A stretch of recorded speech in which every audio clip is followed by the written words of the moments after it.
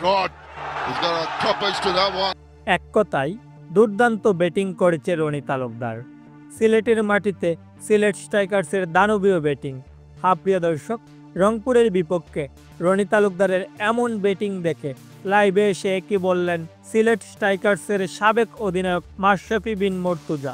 প্রিয় দর্শক, বিস্তারিত জানুন প্রতিবেদনের বাকি অংশে।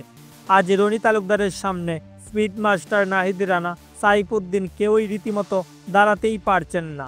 যে আসে সেই বাউন্ডারিকে দিশেহারা হয়ে যায়। এদিন রনি তালুকদার শুরু থেকেই একের পর এক 4 ছক্কা হাঁকিয়ে মাত্র 30 বলে অর্ধশতকের গড় পাড়ি দেন।